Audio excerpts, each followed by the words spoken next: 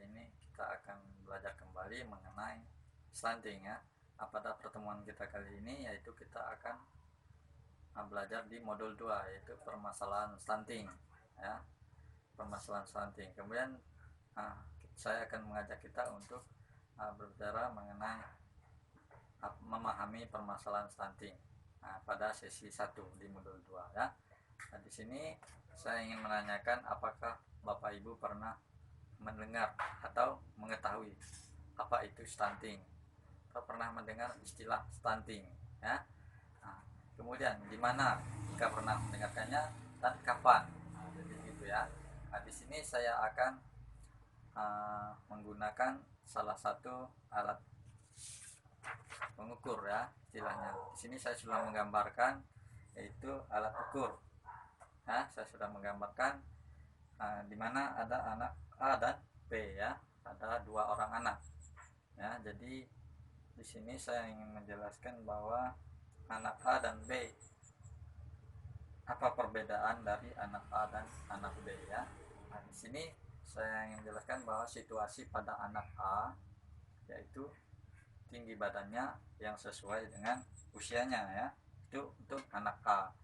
Kemudian pada anak B yaitu tinggi badannya tidak sesuai dengan anak-anak pada seusianya ya, artinya dia pendek dari tinggi badan rata-rata anak seusianya ya. Jadi itu adalah kondisi pada anak B.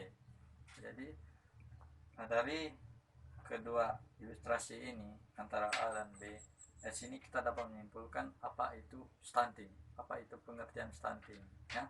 Jadi di sini saya akan menjelaskan bahwa stunting adalah kondisi di mana anak memiliki tinggi badan yang tidak sesuai dengan usianya. Tetapi belum tentu juga pendek itu dikatakan stunting atau belum tentu stunting ya. Jadi intinya stunting itu adalah kondisi di mana anak memiliki tinggi badan yang tidak sesuai dengan usianya ya. Jadi begitu ya. Itu adalah pengertian dari stunting. Kemudian risiko stunting lebih tinggi pada masa 1000 hari pertama kelahiran ya, atau 1000 HPK. HPK itu hari pertama kehidupan ya, 1000 hari pertama kehidupan, yaitu sejak di dalam masa kandungan sampai usia anak 2 tahun ya. Jadi itu adalah usia emas di mana risiko stunting harus kita cegah ya, harus kita cegah mulai dari 1000 hari pertama kehidupan, itu sejak dalam kandungan sampai anak usia 2 tahun ya. Jadi itu ya. Kemudian di sini stunting sering terjadi pada periode 1000 hari pertama kehidupan tadi ya. Itu periode emas tadi, periode pertumbuhan, periode perkembangan yang dimulai sejak terbentuknya janin hingga usia anak mencapai 2 tahun. Jadi itulah periode emas yang harus Bapak Ibu ketahui agar dapat menjaga dan dapat memberikan berbagai macam stimulasi atau gizi yang baik untuk anak ya. Kemudian saya akan menjelaskan kembali apa itu penyebab stunting. Di sini penyebab stunting yaitu yang pertama kurangnya gizi ya, kurangnya gizi. Kemudian yang kedua kurang imunisasi, jadi tidak pernah mengikuti imunisasi ya. Kemudian penyebab stunting yang ketiga yaitu tidak cuci tangan dengan air mengalir dan dengan sabun. Kemudian yang keempat yaitu tidak BAB atau BAK di jamban sehat. Artinya jadi dia sembarangan buang air besar, buang air kecil ya, tidak di jamban sehat. Kemudian yang kelima penyebabnya yaitu tidak melakukan stimulasi atau rangsangan terhadap anak ya. Stimulasi itu berbentuk berupa rangsangan dari orang tua ya terhadap anaknya. Jadi itu tidak dilakukan. Kemudian penyebab yang selanjutnya yang keenam yaitu tidak datang ke posyandu atau layanan kesehatan ya. Jadi itu adalah penyebab terjadinya stunting, yaitu ada 6 penyebab utama ya, kurangnya gizi.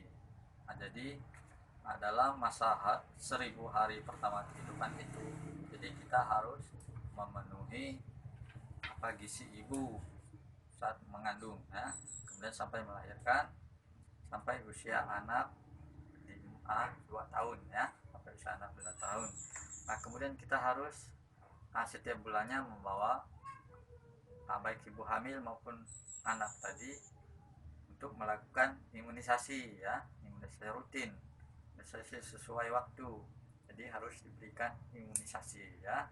Nah, kemudian dengan melakukan kebiasaan untuk rajin mencuci tangan dengan sabun dan air mengalir ya, itu harus dilakukan agar stunting tidak terjadi ya.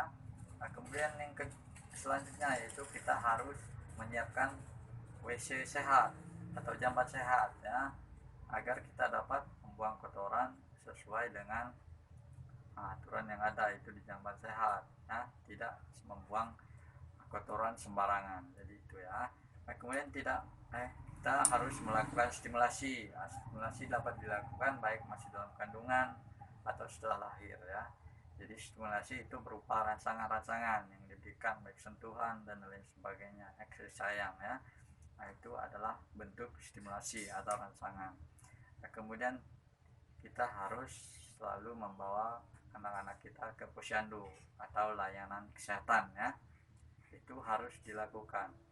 Nah, dari sekian yang ada, penyebab stunting yang ada, jika kita melakukan hal-hal yang telah saya sampaikan tadi, maka otomatis stunting dapat dicegah ya.